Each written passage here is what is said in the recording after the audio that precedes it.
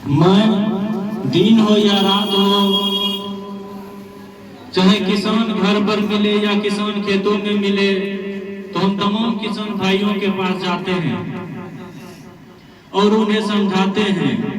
तो क्या समझाते हैं? आपको भी वही बात हम कहने के लिए आए हैं कि कोई भी जीव का जब निर्माण होता है तो वह 3 चीजों से होता है।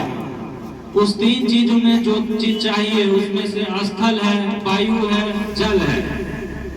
लेकिन तमाम किसान भाई जो अपने खेतों में तरह तरह की रासायनिक खादों का प्रयोग करते हैं, रासायनिक कीटनाशकों का प्रयोग करते हैं, जैसे में रासायनिक कीटनाशकों में lindane, chlorpyrifos, benzene hexachloride, DDT, lindane, ये सब जो किसान अपने खेतों में प्रयोग करते हैं और किसानों को लगता है कि हम जो अपने खेतों में प्रयोग करते हैं, चाहे रासायनिक खाद यूरिया हो या डीएपी हो, इनसे पैदावार बढ़ती है।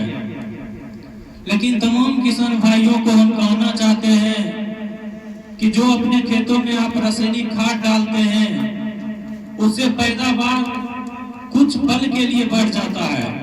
अगर आप इस बार अपने खेतों में 5 केजी डाले हैं 1 कट्ठा में यूरिया, डीएपी, पोटास, तो अगला बार आपको 7 केजी डालना पड़ेगा, तब जाकर उत्पादन होगा। और आप हर एक 2 से 3 साल में जो अपने खेतों में गुआ डालते हैं उससे उत्पादन होता है। लेकिन किसान भाइयों को लगता है कि हम रासायनिक खादों से ही उत्पादन करते हैं, जो कि बिल्कुल सोचना गलत है। जब आप रासायनिक खाद अपने खेतों में डालते हैं तो उससे वायु प्रदूषित होती है, उससे जो हमारी मातृभूमि है वह मातृभूमि बंजर हो रही है। और ये इंडियन एग्रीकल्चर का डाटा है कि आने वाला 10 से 15 साल अगर इसी तरह किसान भाई खेती करते रहे तो हमारी मातृभूमि बंजर हो जाएगी। तो जब ये बात को लेकर हम किसान तक पहुंचते हैं और किसान भाइयों को कहते हैं कि अगर आप इसी तरह से अपने खेतों में रासायनिक खादों का प्रयोग करिएगा तो यह जमीन बंजर हो जाएगी, तो किसान भाइयों का कहना होता है कि अगर ये जमीन बंजर हो जाएगी तो ये तो बात सरकार को सोचना चाहिए, ये तुम कर रहे हो। तो हम उन किसान भाइयों को कहना चाहते हैं कि जो भी सरकार में है, चाहे वह एमपी हो, एमएलए हो, जो भी हो, उन सभी के पास पैसा की कमी नहीं है। आप खुद सोचिए, अगर यहाँ की मातृभूमि, भारत देश की मातृभूमि अगर बंजर हो जाए तो किसे दिक्कत होगा? एमपी का दिक्कत होगा या एमएलए को? एमपी और एमएलए के पास इतना धन संपत्ति है वह दूसरे देश में जाकर रहेगा।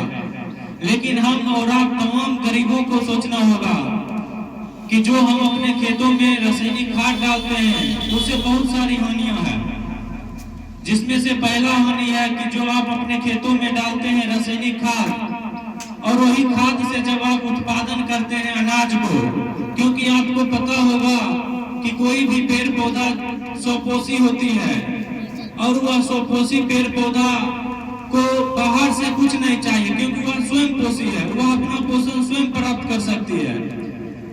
लेकिन हम किसान भाई गलत फहमी में जो अपने खेतों में खाद डालते हैं, वह खाद डालने से जो आप तमाम किसान भाई रुपया खर्च करते हैं वह रुपया विदेश चला जाता है, क्योंकि जो रासायनिक खाद जिस चीज से बनता है वह है नेप्था।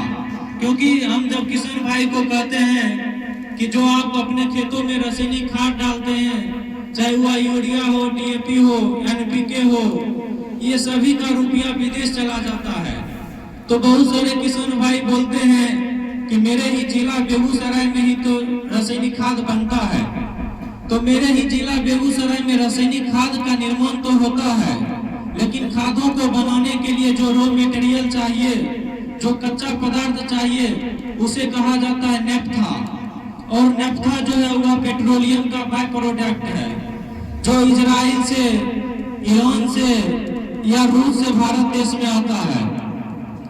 तो किसान भाई जो अब अपने खेतों में रासायनिक खादों का प्रयोग करते हैं उससे यह देश धीरे धीरे गरीब हो रही है।